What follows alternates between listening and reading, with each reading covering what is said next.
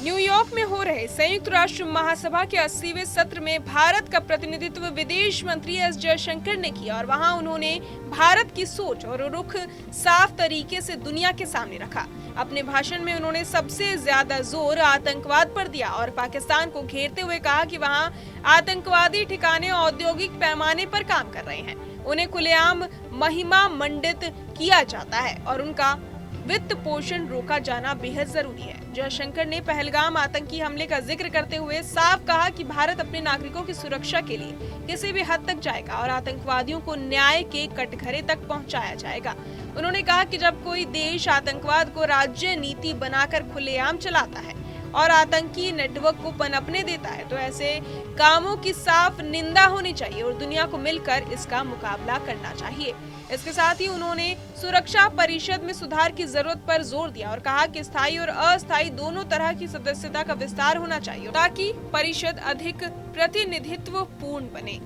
भारत भी इसके लिए जिम्मेदारी उठाने को तैयार है। उन्होंने कहा कि आज जब दुनिया संकटों से गुजर रही है, चाहे वित्तीय मुश्किलें हों, खाद्य संकट हो या ईंधन की दिक्कतें, भारत ने हमेशा अपने पड़ोसियों और जरूरतमंद देशों की मदद की है। उन्होंने संयुक्त राष्ट्र की भूमिका पर सवाल खड़े करते हुए कहा कि जब शांति खतरे में है, विकास संसाधनों की कमी के कारण रुक जाता है और आतंकवाद मानवाधिकारों का उल्लंघन करता है, तब भी संयुक्त राष्ट्र अक्सर निष्क्रिय दिखाई देता है। इससे बहुपक्षवाद पर भरोसा कमजोर होता है। जलवायु परिवर्तन, सतत विकास लक्ष्य, व्यापार और खाद्य सुरक्षा को लेकर भी उन्होंने भारत की प्राथमिकताओं को सामने रखा और कहा कि इन मुद्दों पर वैश्विक सहयोग बढ़ाना जरूरी है।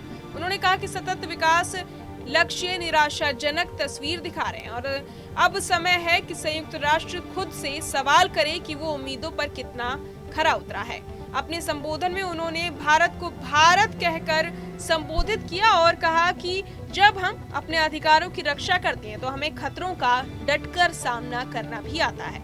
उन्होंने वैश्वीकरण के दौर में नई चुनौतियों का जिक्र करते हुए कहा कि आज विकास, जलवायु परिवर्तन, व्यापार, भोजन और स्वास्थ्य जैसे मुद्दे सभी के लिए अहम है और इन पर सहयोग के बिना आगे बढ़ना मुश्किल है। उन्होंने ये भी कहा कि संयुक्त राष्ट्र का इतिहास हमें दिखाता है कि उपनिवेशवाद खत्म होने के बाद इसकी सदस्यता 4 गुना बढ़ी और इस संस्था की जिम्मेदारियां भी बढ़ी। भारत ने हमेशा से आतंकवाद का सामना किया है और हमारे पड़ोसी देश से ही अधिकतर बड़े आतंकी हमले जुड़े रहे हैं। इसलिए भारत लगातार कहता आया है कि आतंकवादियों की फंडिंग रोकी जाए और उन पर लगातार दबाव बनाए रखा जाए। उन्होंने कहा कि जो भी देश आतंकवाद को बढ़ावा देने वालों का साथ देंगे उन्हें नतीजे भुगतने होंगे। इसके अलावा उन्होंने अमेरिका की टैरिफ नीतियों पर भी टिप्पणी की और कहा कि भारत टैरिफ अस्थिरता और अनिश्चित बाजार पहुंच का सामना कर रहा है। इस दौरान जयशंकर ने अमेरिकी विदेश मंत्री मार्को रूबियो और अन्य नेताओं से भी मुलाकात की और भारत अमेरिका संबंधों को मजबूत करने पर चर्चा की। वहीं रूस के विदेश मंत्री सर्गेई लावरोव ने भी भारत का समर्थन किया और कहा कि भारत और ब्राजील संयुक्त राष्ट्र सुरक्षा परिषद की स्थायी सदस्यता के लिए मजबूत दावेदार हैं। उन्होंने पश्चिमी देशों की आलोचना करते हुए कहा कि वो ईरान पर पुराने प्रतिबंध फिर से लगाने की कोशिश कर रहे हैं जो अवैध है। इस पूरे सत्र में कई देशों की प्रतिनिधि भी बोल रहे थे, लेकिन भारत की बात खास रही क्योंकि जयशंकर ने आतंकवाद, विकास, जलवायु परिवर्तन और सुरक्षा परिषद सुधार जैसे अहम मुद्दों को साफ साफ रखा और दुनिया को ये संदेश दिया कि भारत जिम्मेदार भूमिका निभाने के लिए पूरी तरह तैयार है।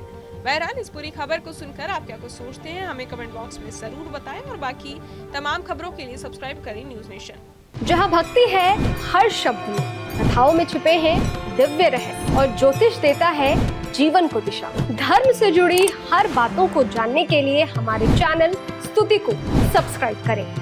चैनल पर जाने के लिए इस लिंक पर क्लिक करें।